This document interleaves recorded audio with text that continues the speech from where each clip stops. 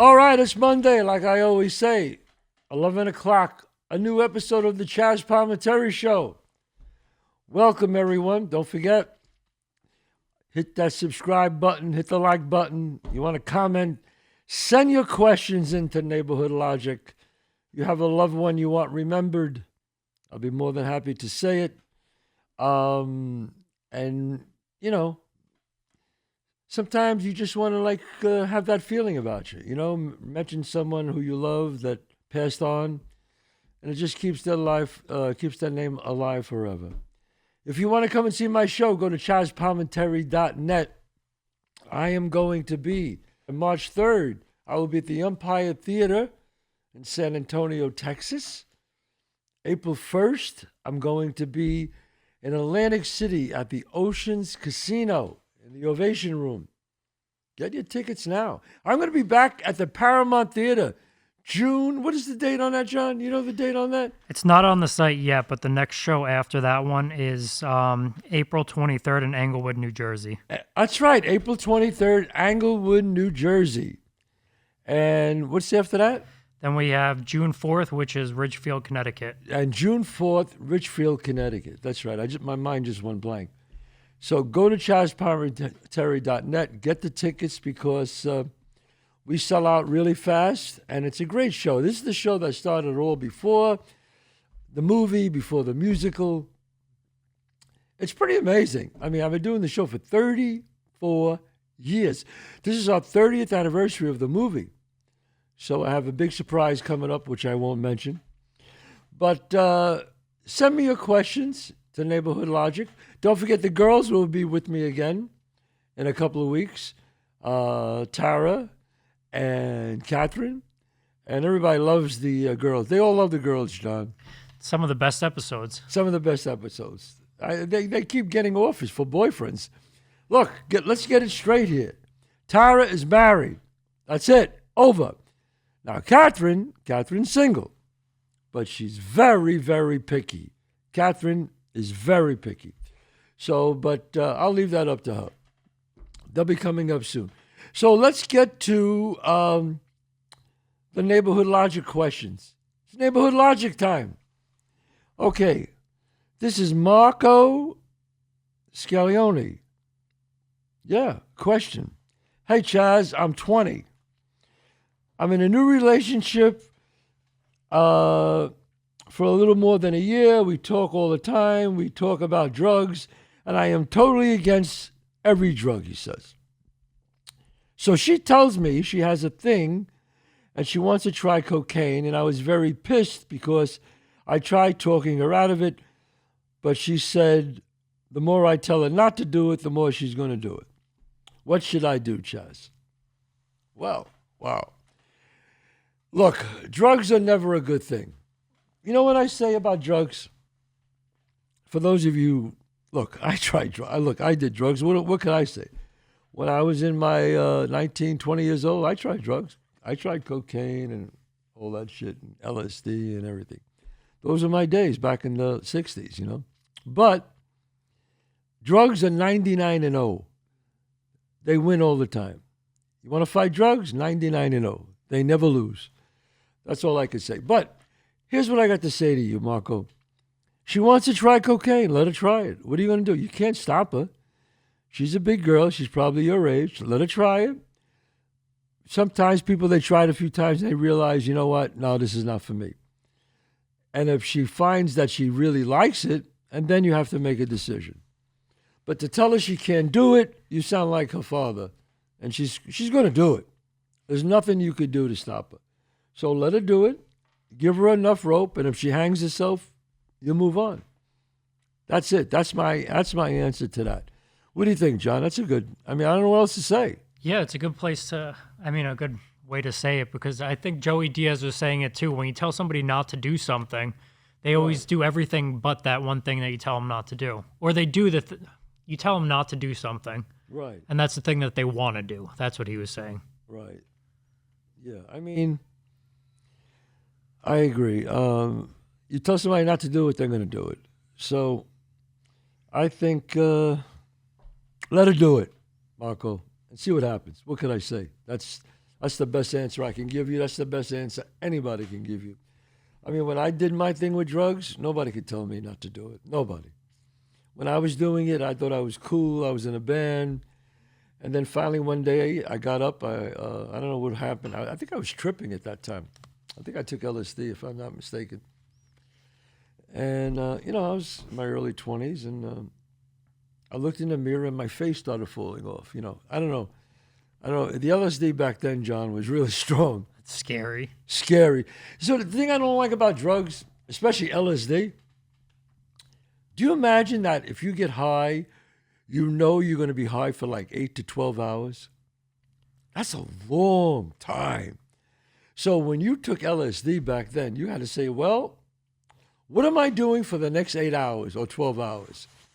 It's not like pot where, a little while later you come down, or drinking, an hour later you feel better, you have a little coffee or something. No, LSD, that's a whole nother trip. You know what? I like to hear about people who took LSD back then and any trips they had. So anyway, as I was saying, I took LSD, and I was at a party once, and I was sitting in a chair. I'm sitting in a fucking chair, right, at a party. And I look, and as soon as I sat down at the chair at the party, I'll never forget it. I looked, and everybody was dancing at the party, and I looked, and there was a clock right here. And I looked, and it said 5 to 7. And I went, wow, man, 5 to 7. At night, people partying at this place. And then I just turned my head. I went back again, and it was 10 to 2. I couldn't understand that. It's like 8 hours, it's like 7, 8 hours just passed. What the fuck was I doing in this chair? And I was like, holy shit, I've been in this chair a long time. 6, 7 hours. Then I said, wow. And I looked up at the ceiling, and the ceiling had cracks in the ceiling in the Bronx, and the ceiling was vibrating. It was breathing. It was going. And I said, oh shit, I better go. I got up, I went into the bathroom, put cold water on my face, and I'll never forget it. I looked at my face, I'm looking in the mirror, and I grabbed my nose, and my nose just peeled right off in my hand. And I was like, you ugly bastard, you. And I'll never forget it. I said, that's it for me. And that was in early 70s. And I never got high again after that. Ever. On anything. I don't even drink. I never drank anyway. But that was it. I had a 2-year run of drugs, and that was it. So, but anyway, anybody's ever taken a wild trip, I'd like to hear about it. All right. The next question is from Sam Carsona. Wait a minute. Carcione? Carsoni? Carcione? Carcione. Maybe. I could be wrong. Yeah. My dyslexia. You forgive me. Okay. My dad, Samuel Carsoni Sr., a hardworking, proud Teamster, local, he committed suicide several years ago. I send my condolences. I found him, and I can't say the pain I went through. I quit life for a few years. I'm not blowing smoke, but I was wasting my talent, just laying in bed, depressed in mornings, watching your podcast. And remember, the saddest thing in life is wasted talent. It slowly helped me get back on my feet. Thank you very much, sir. My question is, when you go through a tragedy like this, when you want to quit life, how do you cope with things to get back on your feet, to move forward? Thank you so much, my Sicilian brother. God bless. Well, Sam, much respect to you, my friend. Thank you for if I helped you in any way. But always remember, it was you that did it. I just kind of maybe pointed you in the right direction. But you should be very proud of yourself. Finding your dad after he committed suicide. God bless you, my friend. But, I think what you took out of that is that it wasn't going to happen to you when you were going to change your life, Sam. And I hope you, and it sounds like you have, but my advice to anybody who's been through hard times like this,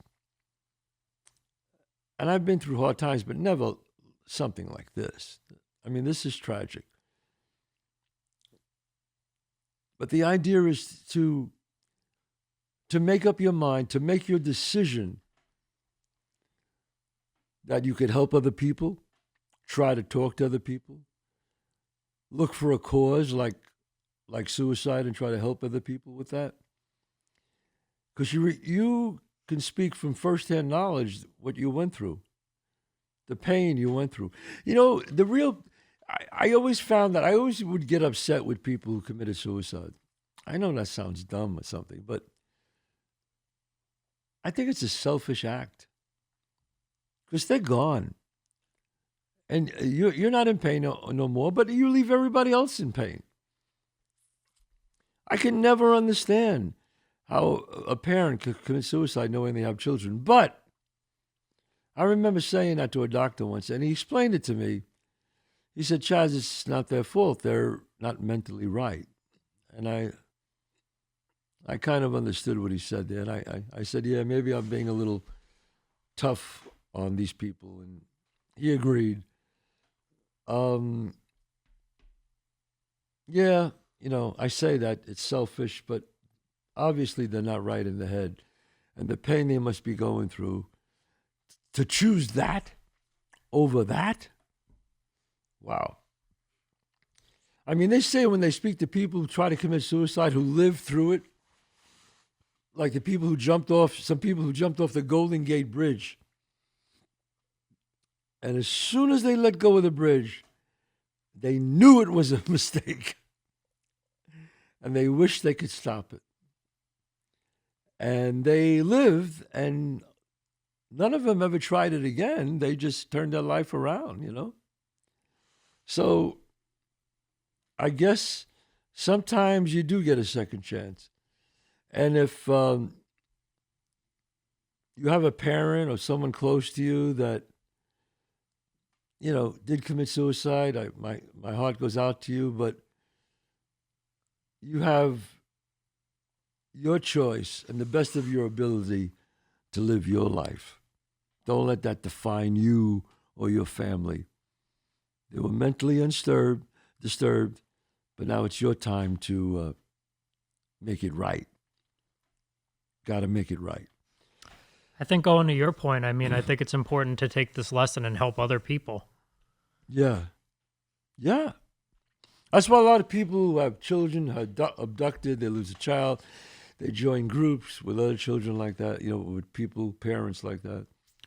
Yeah, I had a friend like that from high school too. His little brother overdosed on heroin, and he went out to be a drug counselor, and he started teaching kids about the repercussions of using heroin and other drugs like that.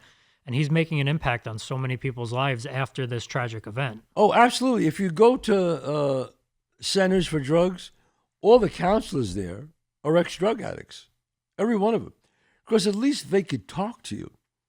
And you would listen to them because they've been there. You know, I don't want to listen to somebody who's never been where I've been, who've never seen the demons that I've seen. So ex-drug addicts make the best counselors. They could talk the shit, and that's what's important.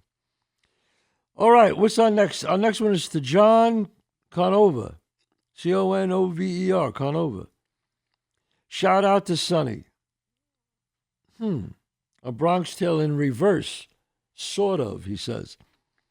I wanted to write to you to ask you, please give a shout out to my late Uncle Sonny. Sonny was a huge fan of your work and introduced me to A Bronx Tale, which we watched together a dozen times. That's what he says. As I listen to your show each week because of his recent passing, I wanted to write you and your listeners so we could talk about the importance of positive role models in the world. For me, it was my father, who was the connected guy who was involved in organized crime, and my Uncle Sonny, who was the man who stepped in to teach me about talent, hard work, and being a good person in life. Wow. My father went on the lam after he was a suspect in a mob-related murder. It was my Uncle Sonny, the hard-working teacher, coach, mentor, who stayed around to make sure I grew up the right way. Sonny's influence made me a talented English teacher, screenwriter, husband, and father I am today. It's exactly like your story, but I feel I am connected and understand how important it is to have a strong male model. Yes, it is. I think I'm not saying that you can't raise a son or a daughter, especially a son, without a strong role model, a male model. And I don't want to sound sexist. Can a single mother raise two kids, raise a son? Of course she can. But boy, she better be as tough as nails. As tough as nails, man. Because a boy needs a father. How do you feel about that, John? About can a single mother? I guess you can, and you can be strong. There's a lot of a lot of players in the NBA who said they had a strong grandmother and mother that raised them the right way. So you can do it. But I just think it's twice harder. With a male role model there, I think that helps a lot. Yeah, I think you're absolutely right. I mean, I do have a bunch of friends where their fathers walked out or they passed away or something like that. But going to your point, their mother was tough as nails. Tough as nails. I mean, that's the only way. That's the only way. I think Isaiah Thomas, he was Isaiah Thomas, the basketball player. He said that his mother was, I think his grandmother and his mother raised them, and they were tough, boy. You know, they did a study once about the kids in juvenile prisons and prison people.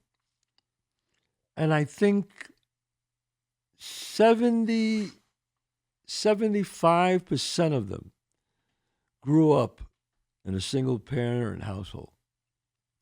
75%? I mean, wow. I mean, I know me growing up. I mean, I had a mother and father. They were on me, man. And I grew up in the Bronx.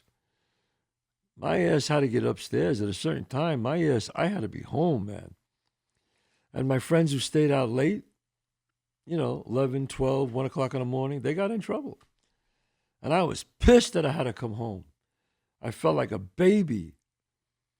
I was 11 years old, and my friends were staying out to all times, but I had to come home. That was it. So I think it's important to have a strong role model in the house. If I'm not mistaken, too, I think 50 Cent had a similar story where his parents died or his dad walked out or something like that, and he was raised by his grandmother. I could be wrong about that, but take somebody like that. I mean, he grew up in Southside Jamaica, Queens, I believe. Right. And you had to have a tough parent to go through shit like that. Oh, yeah. All right, another name we're going to remember. Brett Wood. Hello, Chazz. Love the show. My grandmother, Josephine Romano, passed in 2002 and was such a rock of support for me growing up. Miss her every day. I would love you to mention her on the air. Josephine Romano, we mention you today. Also with Sonny and everyone else. We keep your memory alive, Josephine. Brett Wood sends his love to you. And we hope you're listening. A lot of grandmothers were a big influence on people. My grandmother, big influence. She was nothing like her. My grandmother used to make the raviolis every Sunday, My grandmother, Mary Anello. Mary Anello was my grandmother. Anello was my mother's maiden name was Anello. If you remember Bronx Tale, it was Lorenzo Anello. I used their name in the movie. And she had all the raviolis on the bed, and she'd give me the fork, and I would have to make all the ends, so she could boil them. I mean, I grew up in a stone-cold Sicilian house. I mean, I remember once my grandmother asked me to get some ice out of the refrigerator. So I walked over to the refrigerator, and back then you had the ice cubes where you had to grab the handle and lift it up, So I grabbed the ice cubes, and I see all these pieces of paper and the ice cubes sticking out. I go, what the hell? So I go, Grandma, what's this? She goes, oh, no, put that back. It's like, I said, oh, wow, all right. So I put it back right away, and I took a clean one out without the paper. And I took out the ice, and then I went upstairs, and I said to my mother, because we lived on the fifth floor. I said, Ma, I just tried to take out some ice cubes, and Grandma got crazy. She goes, you didn't touch the one with the papers, did you? I said, yeah, what is that? She goes, oh, I'm glad you didn't touch it. She goes, those are all the people that your grandfather has a vendetta against. And he would write their names and put it in the water and then freeze it. And what that meant was they could never get ahead in their life from that moment on. Where their name was frozen, that's where they stay. That's serious shit, man. That's crazy. That's crazy, right? I mean, that's crazy shit. I actually wrote that in a movie because I never forgot that story. But he would write, and then he would put it in the water and freeze it. My grandmother, she would do the urial, they call it. You know, you got the water, and then she would get olive oil and put it on a pinky, then dip it let it fall into the water and see where the circles went. And she would say, oh my God, somebody has the malokia on you. And she would have to say a prayer. And at the end of the prayer, there'd be a knife over here on the side. And she would say a prayer and grab the knife and throw the knife, and it would stick in the wall. I can't. I'm telling you, man, she would say, okay, everything's going to be okay now. Your headache's going to go away and it's going to be fine. Do you imagine that? I'm sure other Italians grew up like this. Please tell me you have, because I can't believe I'm the only one my family was this crazy. What do you think would have happened if you used those ice cubes by mistake?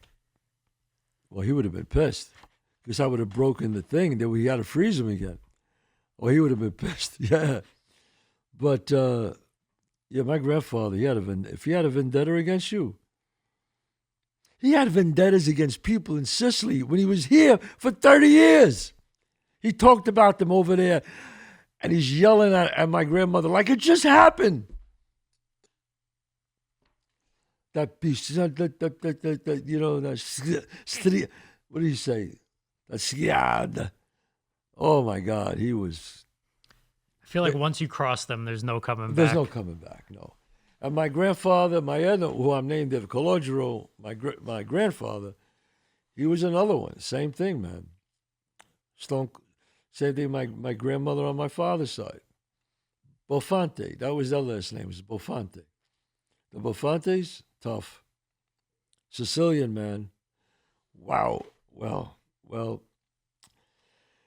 All right, let's see. What's the neighborhood logic here? Dan C.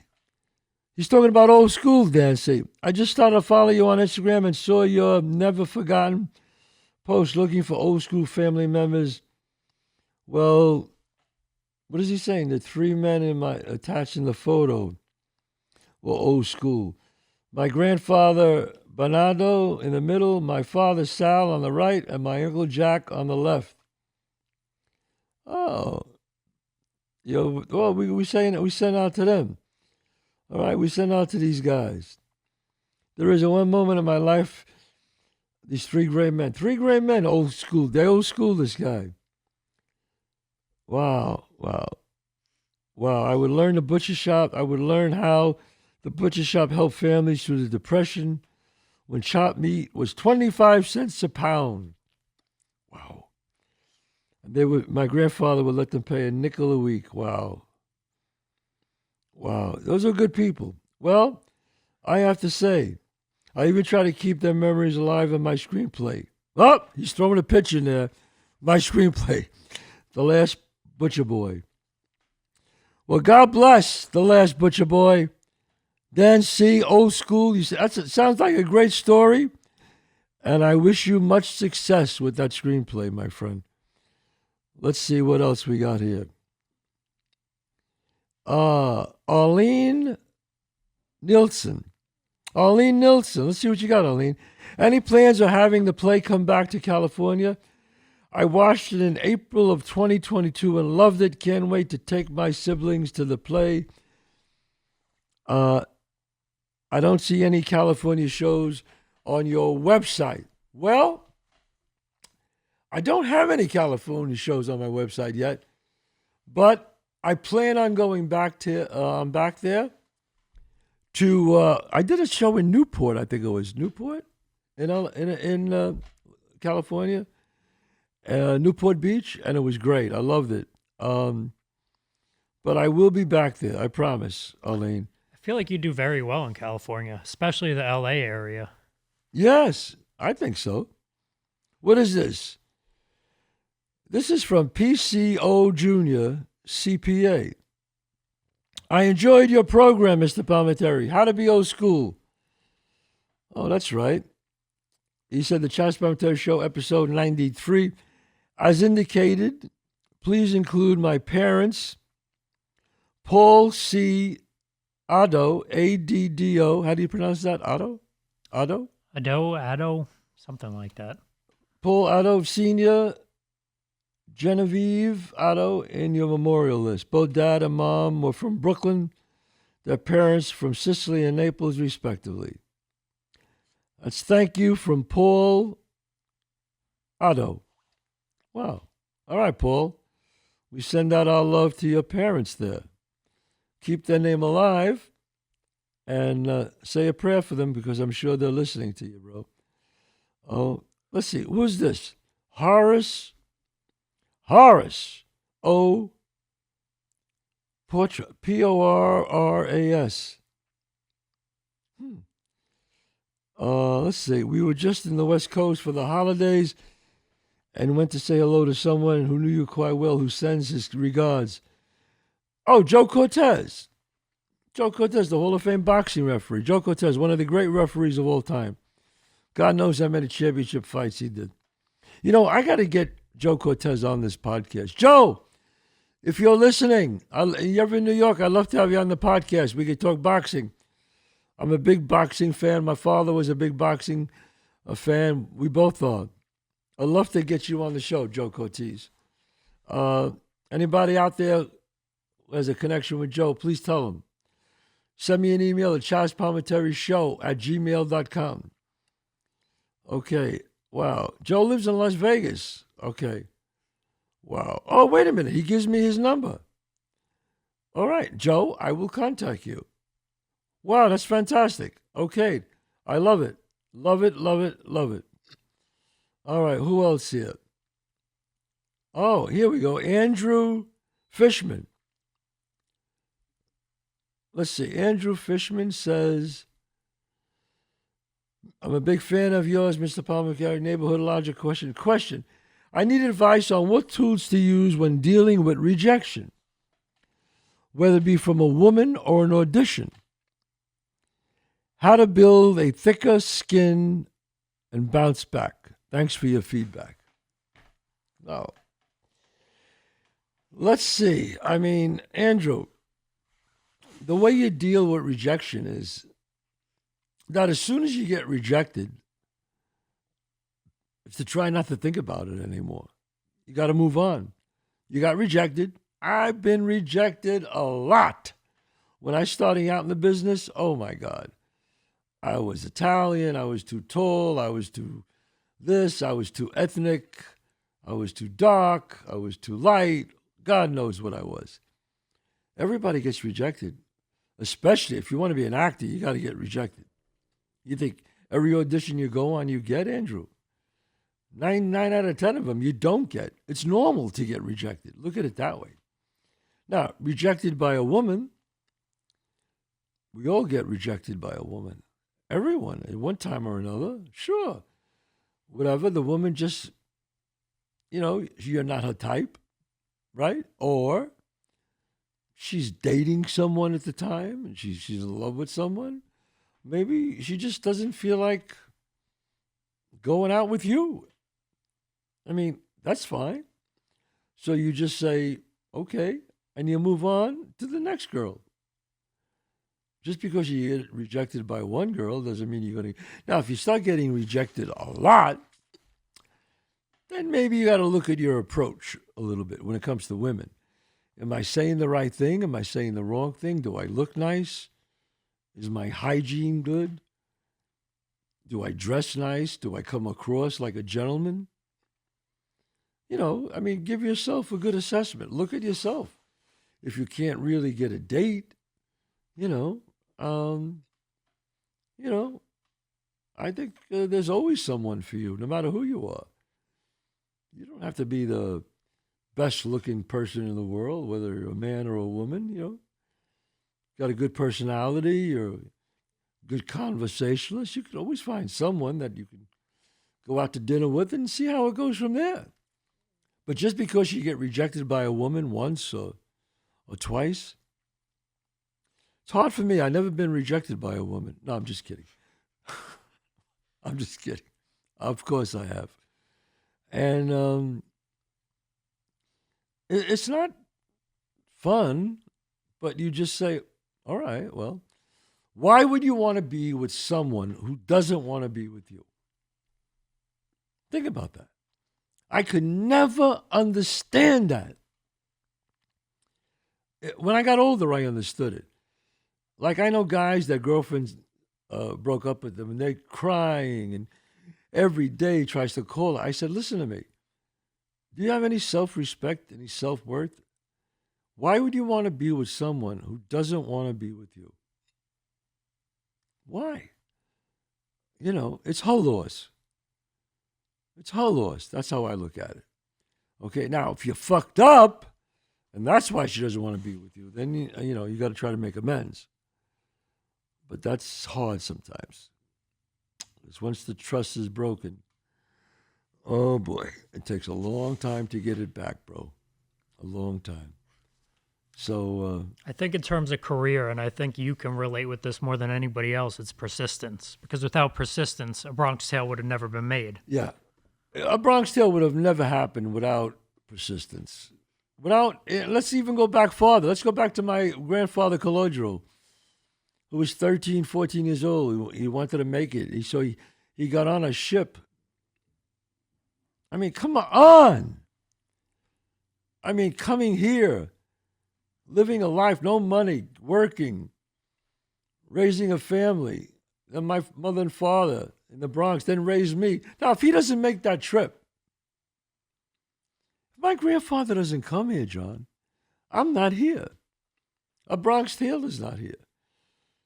So it's persistence. It's my father's persistence, being a bus driver, not falling prey to the mafia when they wanted him to run numbers for them. It's my persistence that I would not take no for an answer when I wrote A Bronx Tale. There wasn't, everybody wanted to do it, but they didn't want me. And I said, well, no, if I'm not going to be in it, then I don't want to do it. I mean, had you not done that, you wouldn't have been where you are today. No, I don't think so. I mean, I wrote Bronx Tale for me. I was going to play Sonny. I was going to write the screenplay. In fact, I don't say this. Did I ever say this? I'm the only guy. Does this sound like an asshole? I hope it doesn't. And I'm just stating the fact. I'm the only guy who ever wrote the one-man show, starred in it, wrote the major feature film, starred in it, and wrote the musical and started it. So I'm proud of my accomplishments. I have more stuff that I've written that I'm very proud of. Not as famous as Bronx Tale, but I'm very proud of all the stuff I did. But I'm most proud of my family. I'm most proud of being a father, of being a good husband to my wife, and being a good father to my son Dante and Gabriella. And I think that's what you got to look back on. My friend Phil Folia, I always quote Phil, that's Phil over there, who passed away before I started this podcast. It was actually his idea to do this. We were going to do it together. He was a great father, great man. And he said to me, you know what, Chazz, a man could win all the accolades and make a fortune in his life. But if he wasn't a good father, he was still a failure. I never forgot that when he said that to me. He was a smart guy. So what I say to you all out there, Be a good father. Be a good mother. Watch what you say in front of your kids because what you do is their memory for life. If you do something stupid and lose your temper, and your child is 7, 8 years old, they'll remember that. And they'll talk about it their whole life. So just think about before you say or do something stupid, especially in front of your children. Because the only thing you could be is a mirror so they could see themselves. If you are abusive to your wife, they will be abusive to his wife. If you are mean to your husband and arrogant and gossip, your daughter will be the same way. Be a good person. Be the best example that you could be. All right. Chazz Palminteri show every Monday at 11 o'clock. Go to chazzpalminteri.net. Sign in, please. Go to the sign in. Become a subscriber. Hit the like button. Don't forget, March 1st, Arkansas. March 3rd, San Antonio, Texas, Empire Theater. April 1st is Atlantic City, the Ocean Resorts. All right. And what do we got? Bergen County after that? Right? I'm looking right now. So the last one we did was San Antonio, Texas. Then we had Atlantic City. You just mentioned that one, right? Atlantic City. And then April 23rd, you have Englewood, New Jersey. I'm sorry, April 23rd, Englewood, New Jersey. What else? June 4th, Ridgefield. And June 4th, the Richfield Playhouse. And I'm coming back to the Paramount in Huntington, so you can still get tickets there in June, I think. So if you have any questions for the girls when they come back, Neighborhood Logic, R-rated. It doesn't have to be R-rated. It could just be for the girls. Or for me, Neighborhood Logic. Come on back. Or just someone you want to mention that passed away, that you want to keep their memory alive. Chazz Palminteri at Gmail. No, Chazz Palminteri Show at gmail.com. Okay? God bless you all, and I will see you next Monday.